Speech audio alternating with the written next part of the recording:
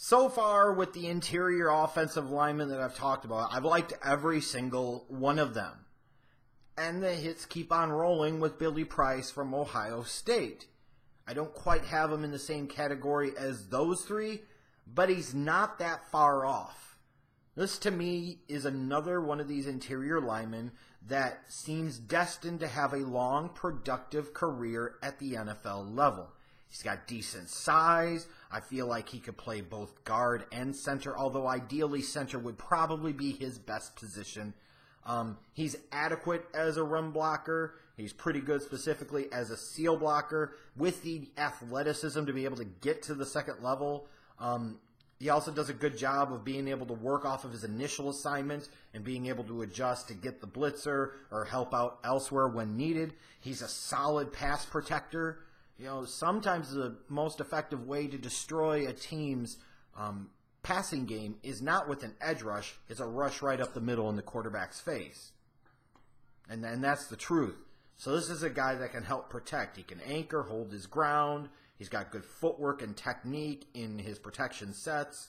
He can move his feet laterally, prevents him from getting flat-footed. He's a solid pass protector with really, really good hand usage. He's got sudden hands. They're hard. They're powerful. He's got a whole lot of, as Lombardi would say on here, ass whoop in his hands.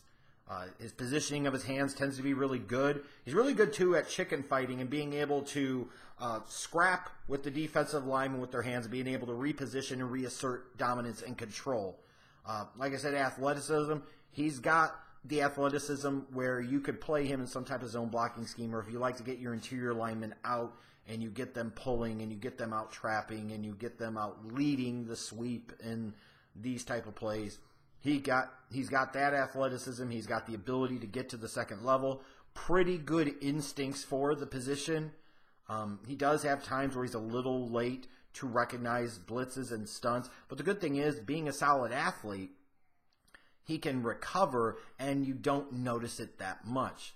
Also a guy that plays pretty hard. You want your offensive lineman to have some red ass to him. Like, you don't want them to have too much red ass to where they start getting you penalties and they really get you in trouble. But you don't want a pussy playing on the offensive line. Let's just call it how it is. You want a guy that's going to scrap. You want a guy that's going to fight. You want a guy that's going to fight for his teammates, fight specifically to protect and defend his quarterback at all costs. You want those guys because they are the first line of offense to trying to establish physicality. They are trying to establish the team's identity. They are the ones that are trying to dictate control of the game. So you don't want guys that are just kind of passive, that just kind of do their thing, but that's really it. You want a guy like Billy Price, a guy that can do more.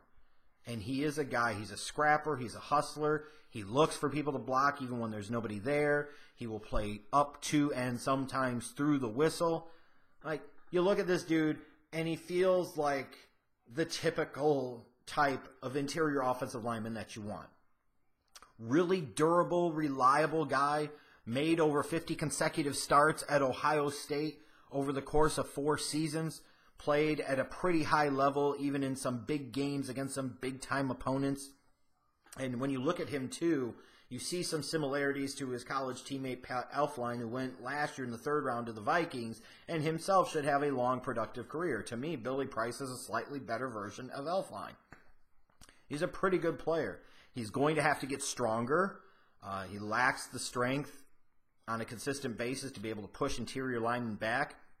Where I talk about him being more of a seal guy and more of kind of like a spot guy. That's really the type of blocker that he is. He's not a guy that's going to impose a ton of will in terms of really whooping that guy's ass and pushing him off the spot and pushing him back. So he might not at this point be the best fit in a power running scheme. But he could potentially get to that point if he gets stronger in both his upper and lower body.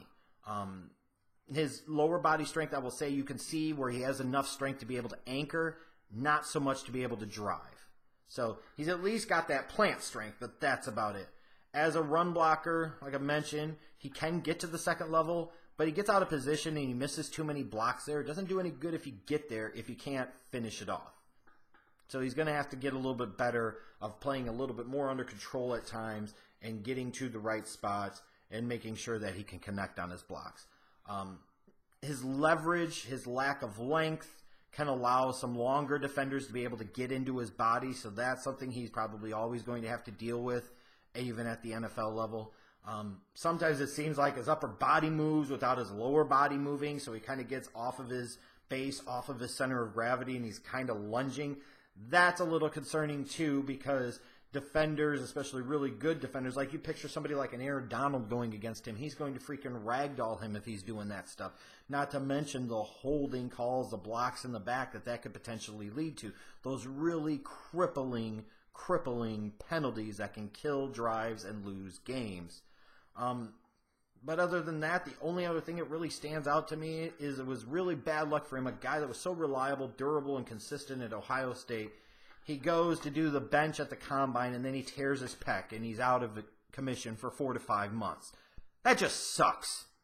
Like, all this that you've done to establish how reliable, consistent, durable you can be, and this is the type of crap that happens. Sometimes Ma Nature ain't fair.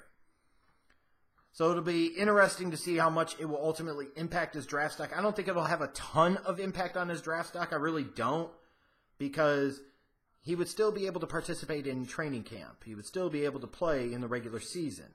And you're talking about a dude that you would anticipate being able to be a year one starter. And that's what he is. I don't know quite that he has the upside of guys like Quentin Nelson and Isaiah Wynn and Will Hernandez. I don't think that's the case. But I feel like this is a guy that now, looking at it, you can get in the first 10 to 15 picks of round 2 and get really good value. Like, you know, this guy is going to play for you for quite a while and do it at a decent level. Try-hard guy, durable, almost equally effective as a run blocker and a pass blocker, with still room to grow and still upside to get better. He's a pretty good prospect. I've got a second-round grade on him. That's true. Like I said, I think in part that's just because I don't envision his upside to be quite as great as the other interior linemen I've graded so far. But that said, I would have no issue with the team taking him very early in round 2, or hell, even late in round 1, because I see very little potential bust factor with him, especially once he gets into an NFL strength training program.